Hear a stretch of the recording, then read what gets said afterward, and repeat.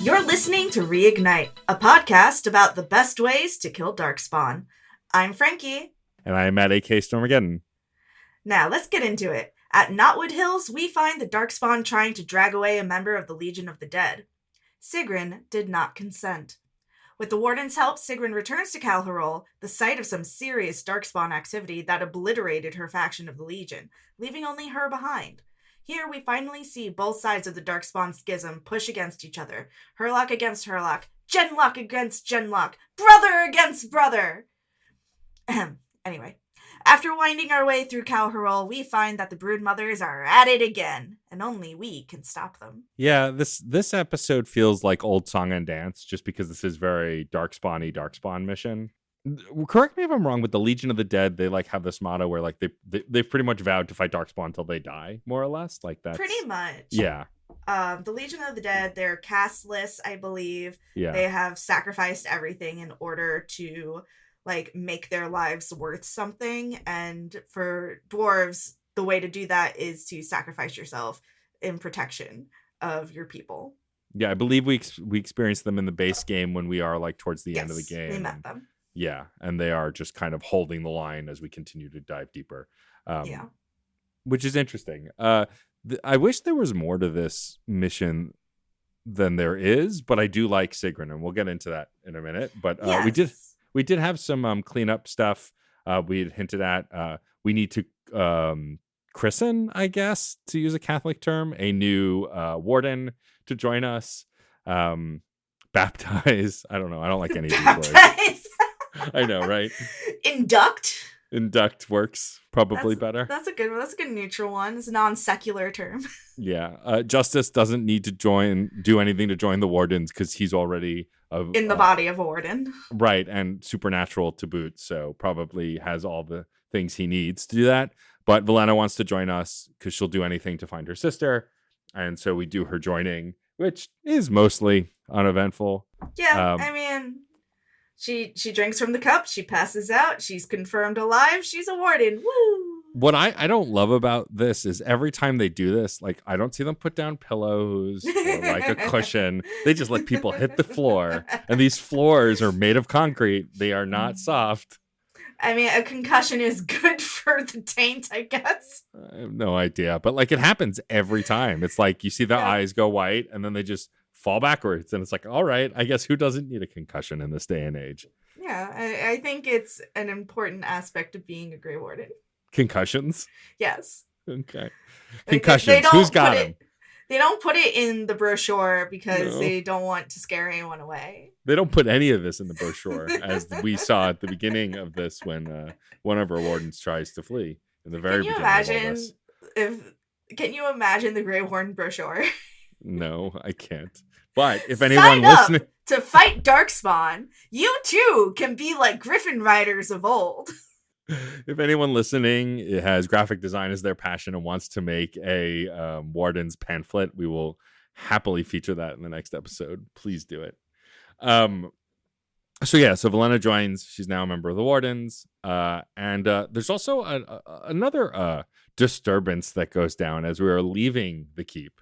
Yeah, unfortunately, being the lord, so to speak, of a land means that you have to do things like feed your people. And, we're just a funny little guy going about our day. It's true, I am a funny little guy. Like, we're both funny little guys trying to do our best, and now we're expected to, like, make decisions on who gets grain?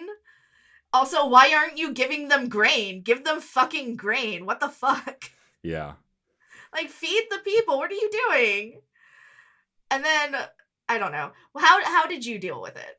So, you're given some options to either... So, you go outside and you're joined by... I can't remember the character's name off the top of my head now. Veril, and then the captain I don't like. Yeah, the captain of the guard, essentially. Your military strength.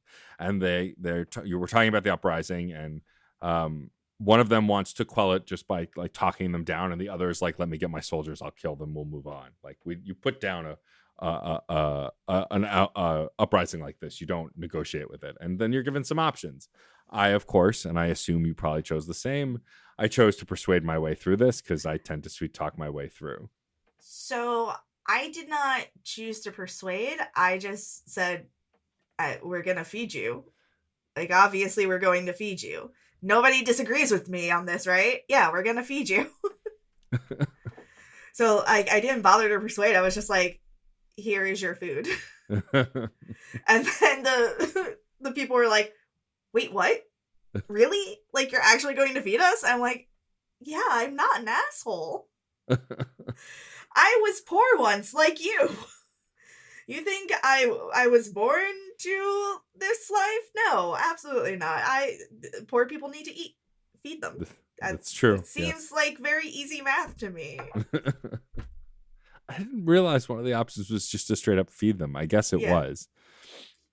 I think like, persuade leads that route. You could have persuaded. Yeah. No, the persuade was like, I promise we'll get through this or something like that. Yeah. No. Yeah, just feed the people. I agree. Here's the food. I think I kind of to a little inside baseball, I did a lot of missions at once, and so a lot of it's bleeding together. If I did the persuade, it's because I totally missed the option to just feed them. Feed the poor people. Don't negotiate your way out. Even if that's what I did, I don't stand behind that decision. Feed the poor people. It is possible that your brain just went persuade and good at that. Right. Well, it did. And also intimidate, bad. I don't want to threaten them. Yeah. And persuade is typically my option. But yeah, either way, don't discriminate against the poor. Feed them, help them, clothe them. Anyway. So with the uprising handled, no matter how you handled it, we're free to do whatever we want. I actually did the uprising, then Valena's joining, and then I sold a bunch of shit, and then I respect all my people and give them good armor and whatever. So over to Knotwood Hills. Yep. This is, like I said at the beginning of the episode, more of a traditional kind of dungeon-y mission than previous stuff we've done. Narratively, it's not super complex.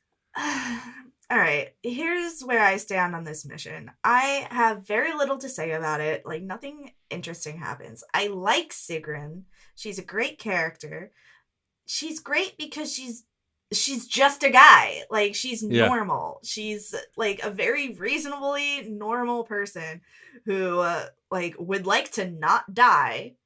Yeah. If possible, but also knows like what her vows are, and she's loyal and she's honest. Yeah, she's very likable. Yeah. Like, she's a good character. Unlike our other dwarven friend. Right. Or Valena. Valena is difficult to like. Valena is difficult to like, but I feel like in a very different way from Oghren. No, I agree. Like, they are difficult personalities for different reasons. Valena has a good reason for why she is the way she is. Yeah. Oghren also maybe does have a good reason why he is the way he is. He was used by his people and then discarded by them when he needed help. Yeah. Like, there was no rehab for alcoholic dwarves, I don't think the word alcoholism exists in dwarven culture. It should. They should probably figure some shit out. No argument there, but I just don't think they know the meaning of the word. I would like them to figure some shit out for our friend. But yeah, so one thing that happens at the top of this mission is you can take a pathway moving up the hill to discover two men who are hanging a body.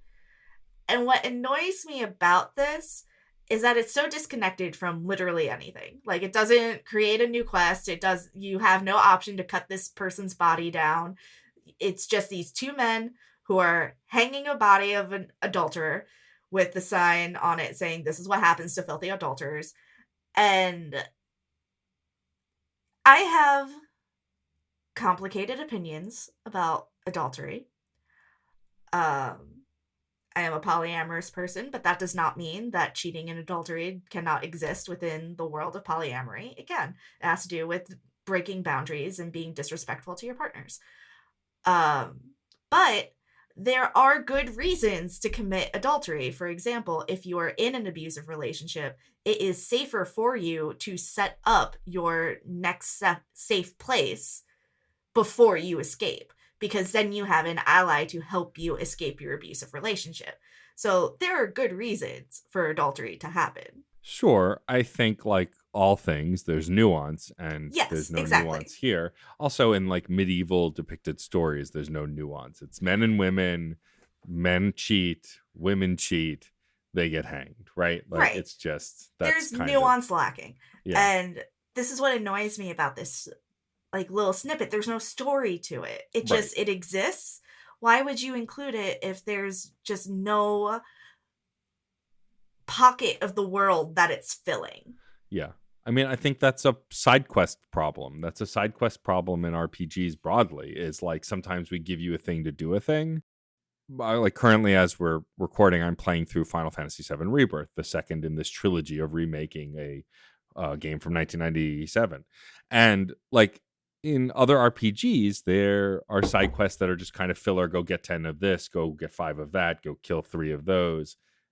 And they don't really serve anything. What I like about in Rebirth is that the characters are interesting, even if the mission is still go fetch 10 blank.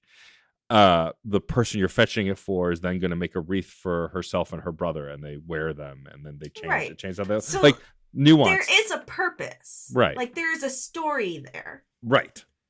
Which is what this moment lacks. There is no story here. We don't know Yeah. who this person is. We don't know who cheated on who. We don't know what the reason for the cheating was. Like, Yeah. maybe there was a good reason, or maybe there wasn't. Maybe this person, like, was actually cheating in a cruel way. Right.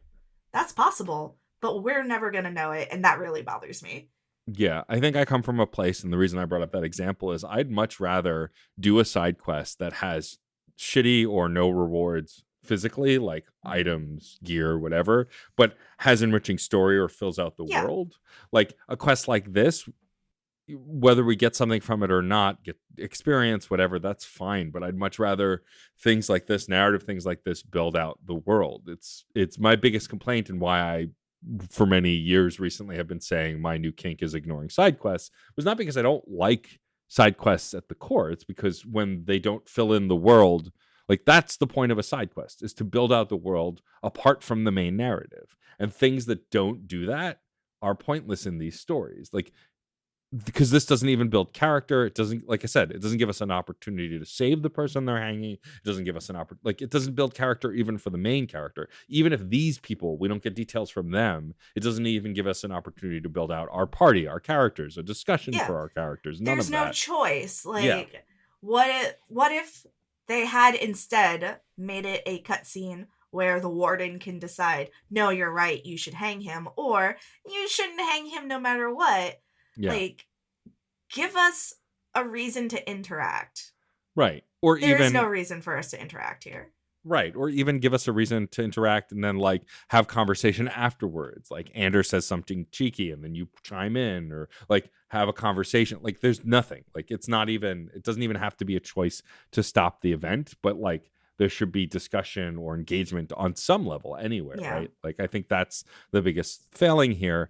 And it's not just like, this is not just a Dragon Age problem. This is a RPG problem on the broad, is you want to fill in game time, not necessarily narrative time. And, you know, some games do it better than others. And broadly, Dragon Age, especially this first game, like if you want to hunt for side quests, there are a lot of interesting ones. No, there definitely are. It's sad because I feel like there's a lot of these kinds of side quests in this expansion.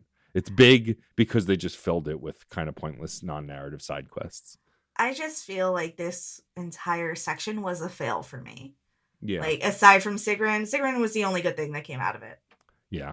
Before we get too much further, we should talk about who we brought. I brought Justice and Valena, and of course Anders. He's a given because he's my healer. So initially I brought my squad, which is Nathaniel, Anders, and Justice. And when Sigrun became an option, I switched out for her because I found it odd that she wasn't a locked character for this. For this mission, yeah. You can just go without her. Which didn't feel right to me. No.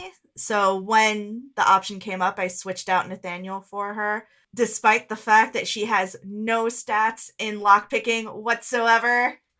Yeah, I did the same. I swapped out Valena for her. The lockpicking part doesn't rogue, bother me. So, yeah, doesn't matter. I am not a rogue. I need her to be able to pick locks. So that was very frustrating. And I had to like stat her lockpicking as much as possible, which was difficult because all of her stats were in strength. Yeah. I'm like, why? Why did you do this? She's a strength-based rogue. She's a glass cannon is what she is. Yeah. It was very frustrating. So I tried to spec her to the best of my ability. And I like her. I like her a lot. But Yeah. the thing that bothered me the most about this is that it relies on the like brutalization of women. Yeah, Again. I mean, yeah, it's the whole broodmother arc thing. Yeah. Which I hate. I'm so tired of it. Like International Women's Day was like yesterday as we're recording this. Yeah. And it feels not good. Yeah. No, It I just agree. does not feel good. I mean, we talked about it in the last episode we did during the main part of the game about the broodmother, but it's the same feeling here. It's not any better. Yeah, Sigrun Or says, not handled any differently either. Right. Sigrun says like they were dragging the women away and she wasn't going to stick around for that, which, yeah, no, I'm Fair. with you, girl. And that's what sets us up to like, oh, they're doing the brood mothers again. Great. So great. Love that. And in order to get through and stop this from happening, we have to go through the old fortress of Calharol, which is apparently a death trap. What we mean by go through Calharol is actually sneak in the back or the side. Oh, did you sneak in the back? Yeah, so you're presented with two options. I believe it's either Justice or Sigrun who points out, like, going in the front door is a bad idea. That's where, like, there's a giant main hall. Everyone's going to see us. We'll get clobbered. And you can still choose to do that, and then it's a fight. Or you can sneak in the side entrance and take out some enemies along the way. So then by the time you reach the main hall, the battles are smaller instead of fighting pretty much the entire building at once. Yeah. I also went through the side entrance. Sigrun was the one to suggest it because she said when we tried going through the main hall, we got slaughtered. So found the side entrance. So it brings you kind of to the back of the main hall. So you can take out the golem enchanter. And doing that means that you don't have to deal with any golems in the main hall. So, which is very nice. And it just makes the fight easier, especially if your rogue is very good at disarming traps, because then you can get rid of all the plates while everybody's fighting. Yep. I have no notes because you see one of the children skitter across ahead of you at one point, and I wrote, man, this game is horrifying sometimes. Yeah. Yeah, we fight. Oh, that's what it is. We do fight more of the children here. We do fight the like evolved versions of like these centipede-looking creatures with baby faces, which is not better. It's definitely worse. Yeah, corrupted spiders, cockroaches with baby faces. This is my nightmare. Yeah, it was awful. Oh, one funny thing I noticed before we get into this area, when I still had Velena before we met Sigrun, the best part about being a archer with two mages is that poor Justice runs off to fight in the middle of the entire crowd by himself, while the rest of us just stand back and go pew pew pew, and like everything falls over. And he's great. He's a really good tank. But it's just very funny because I've not played a lot of ranged characters that only had other like. When we were playing the main game, I usually had like one melee besides the tank and then the healer. But this time I was like, oh, you know what? Let's just use both mages. And it was really funny. Sorry. It's okay. My brain is not functioning. Like, I have 5 or 6 lines of notes. My notes are Darkspawn v Darkspawn. The Lost is mine. Hey, look at that big beefy golem guy. Darkspawn Inferno. Oh, he's the Lost. Funny, I felt like I was the Lost. Because Right? I'm lost. So the whole time they're talking about the Lost, I was like, ooh, is that an artifact or something? Because one of the Darkspawn was like, the Lost is mine. You'll never find the Lost. And I'm just like, okay, I don't know what we're talking about. But it turns out that the Mother's Disciple was called the Lost. Yeah. Naming these guys. It's just very strange. Look, they only learned to speak like 3 weeks ago, so naming's hard for them. Yeah, there's not much to this. You know, we fight the brood mothers, which we don't even fight the brood mothers. Oh no, we right, drop we a don't. rock on them. Oh, that's right, we don't fight them. Sorry. We fight a big fiery golem guy, which is why I said Darkspawn Inferno. Right. We fight the giant fiery golem, and then we drop like a giant rock on the broodmothers, which thank God, because I didn't want to fight them again. I did not want to fight 4 broodmothers. Yeah, no I could interest. not do that. But yeah, it's not, and now we get the clearest picture of like what's really happening here. The architect versus the mother, 2 warring factions of the Darkspawn. We don't quite know what they're fighting for yet, but we do know that they're fighting each other. I guess independence, dominance, control. It's kind of unclear. Who really knows? Like, I have nothing to say about this, which is really disappointing. It's felt really short compared to Black Marsh and Wending Wood. And like we said, we like Sigrun. She's quirky, but she's determined. All of her gifts are really silly, which make me like her more, because all the things that are geared towards her are like a snow globe, a spyglass, soap on a rope. Like, it's all silly stuff. So it makes her really relatable. Yeah. No, I agree. I wish we got more story about her as we were going through, but we don't. There's hardly any conversation. The most outspoken she is when we find a human who is in a cage and he asks to be released because he came down to try and steal some artifacts, but he got caught by the Darkspawn. So Sigrun gets upset and she's like, that doesn't belong to you. Yeah, which is right. You're right, Sigrun, that doesn't belong to him, but also we should not leave him for dead. No, though I did think about it. So I was like, give me what you took and get out of here. Yep. Get out of here. I gave him the Nathaniel treatment. I was like, just give me back what you took, or take, whatever. Like, get out of my seat. Although I let Nathaniel keep his stuff and then get that. Well, yes, because it was his stuff. It was his stuff. That's true. In that case, it was his stuff. Yes. Yeah, no, I like Sigrun a lot too. It's a bummer because both Wending Wood and Black Marsh both interweaved the character's narrative into those missions. Whereas here, I mean, Sigrun's narrative is weaved into it in the sense that her entire squad died trying to accomplish this. Yeah. But like beyond that, like it's just not, I guess it's not any less interweaved. It's just not as engaging or interesting. Justice's whole arc is really interesting. Valena's whole arc is really interesting. Yeah, with Valena, we learned that it was her sister that is the reason that she's so upset, because it's specifically her blood family. Right. With Justice, we learn more about spirits versus demons and what it means to be a spirit of a specific virtue. And we also have this connection to Kristoff. With Sigrun, we learn absolutely nothing about why she joined the Legion of the Dead. Was she always castless? Like, was she exiled? Like, we learn nothing about her. Yeah. And I find that really frustrating. It is. I think that this DLC has a character problem in the sense that it's trying to stick us with so many characters. And I feel like, had they cut Oghren, though I like Oghren, had they cut Oghren and just gave us more time with Sigrun, like doing something more substantial, I think it would have balanced the game a lot more. Especially since, like, we don't, like, well, I mean, I guess he serves a different role from Justice. Like, one's a berserker and one's a warrior, but like, it's not that big of a deal, especially for a DLC like this, which, while big, is not as big as the main game. Yeah. Well, they like to give you 2 options for each class, which, it's fine, but I don't know. I feel like they didn't really give Sigrun the time or energy that she deserved in this particular arc. Maybe we'll see something different going forward, but we don't have a lot of story left in order to see anything different. No, but after we succeed in crushing some broodmothers under a giant boulder, Sigrun talks about how she doesn't, like, she's lost her clan. She has no direction now, but you can offer her to join the Grey Wardens. Yeah, her plan is basically to just, like, throw herself at the deep roads and keep fighting till she dies. Yeah. And I'm just like, would you like to be a Grey Warden? Because you're going to do that anyway, so you might as well.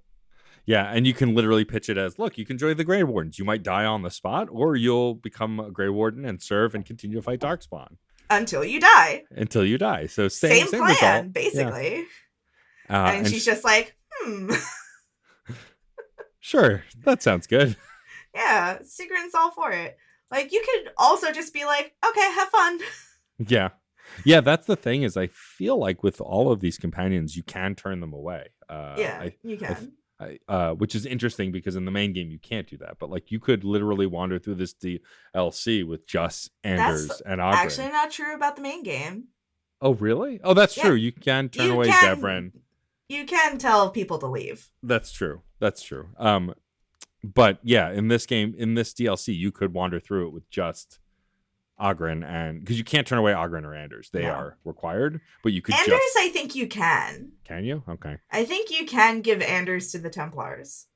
Oh, interesting. I've never done it, obviously. Well, no, because you're not a cop. Exactly.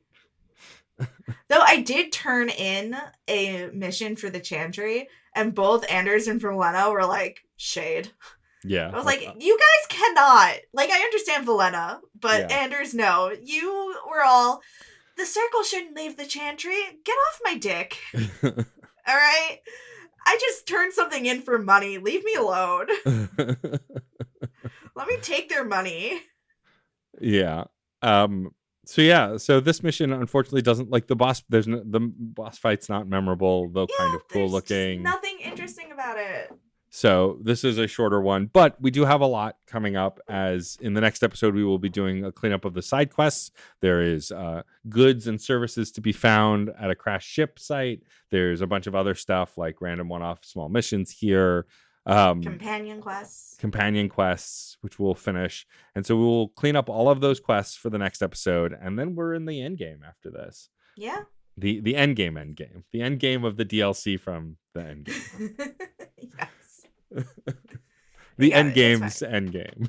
Yes. Not to be confused with Avengers Endgame. Correct. Not the same. But yeah. And then we finally are free of Dragon Age 1. Yes. And then we can be done with it and move on to Dragon Age 2, which is my favorite. Yeah, it's interesting. That game, I think, is my favorite too. Though I do like Inquisition a lot. Dragon Age Origins is definitely my least favorite, but I don't think it's as bad as other folks think it is. I think I agree with you. I think it's more bearable on PC. We'll get into our final thoughts, but so far I'm still having a good time. I think also because we have a direction. I think wandering through this big game aimlessly is a lot harder. Like when we played through Andromeda, I think having kind of a set direction hurt my experience a little bit just because I couldn't get a clear read on the game as we talked about. But in this, having played it already and having that structure ish made it feel like it has more direction, because the game itself can be a little aimless if you're just kind of wandering around openly. Yeah. All right. Anything else you want to go over before we call it? No, I don't think so. I do want to reiterate that we do plan on having more guests in the next season. It was kind of hard to kind of pick and choose. We could do some relationship roundups, but I just feel like they're not as strong in this game as in the next two. And so there's not a lot to talk about. Like the Morrigan stuff we talked about, the Zevran stuff we talked about, like it's all kind of surface level in a way that it becomes more, I think, intent in the next game. And so I think there'll be more to talk about. Also, all of the characters in 2 and 3 kind of have stronger separate arcs than the characters do in this. Yes, I agree. So yeah, but I do all your companion quests, do all your side quests, and then we're headed into the end of this DLC. All right. So if you like what you heard here, follow us on social media. We're at ReignitePod on Twitter, Blue Sky, Tumblr, and Instagram. Facebook.com/ReignitePod, or you can send us an email at reignitepod@gmail.com. You can also find us on Twitter at FrankieBWrites and DJ_Stormageddon. And don't forget, we're on Blue Sky too. Frankie B. Writes and DJ Stormageddon with no underscore. Don't forget to rate, review, and subscribe on your favorite podcatcher if you can. It helps us get seen so other people can find and review us. Yes, please rate and review us. It helps grow the show. If you're a new listener, especially, I know also for a fact that they are regular listeners to this pod who have yet to review the show. So I'm guilting you right now. Go review it or go rate it. Can't check who's rated it. So maybe you rated it on Spotify. But anyway. Also, if you have a podcast platform we haven't mentioned that also allows rating and reviews, do it there too. Literally helps us across the board.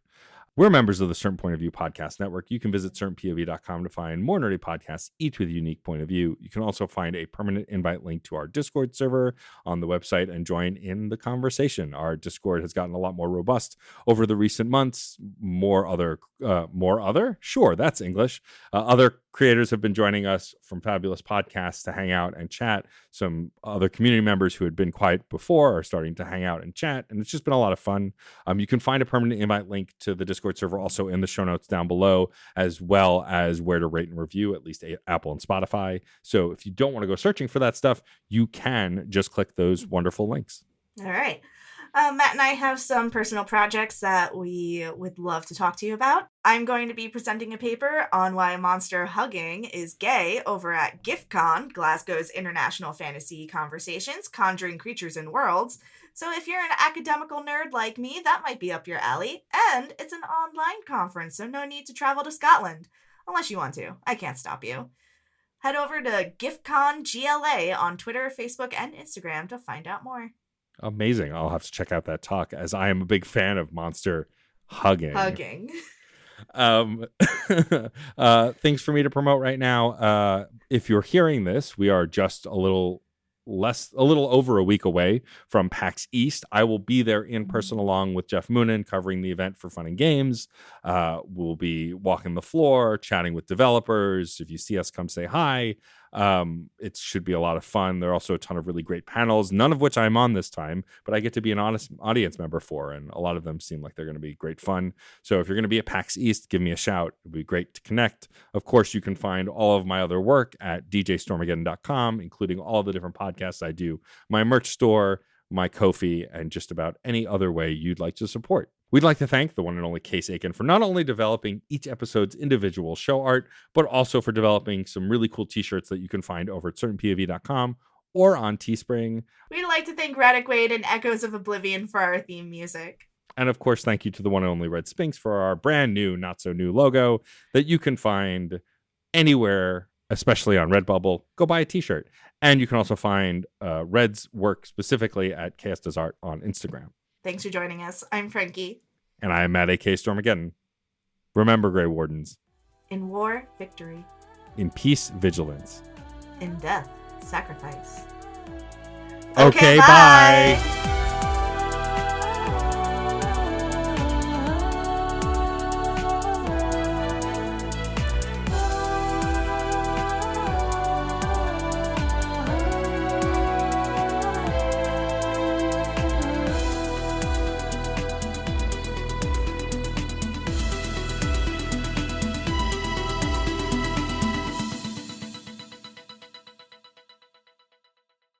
Video games are a unique medium. They can tell stories, Immerse us in strange, fantastic worlds. blur the very boundaries of our reality. But at the end of the day, video games are fun. Whatever fun is to you. I'm Jeff Moonen, And I am Matt, a.k.a. Stormageddon. and on Fun and Games, we talk about the history, trends, and community of video games. It's a celebration of all the games we play and all the fun we find within them. And there's so many more games out there, so we hope you'll share in that conversation with us. Fun and Games podcast with Matt and Jeff. Find us on certainpov.com or wherever you get your podcasts. And happy gaming. CPOV. CertainPOV.com.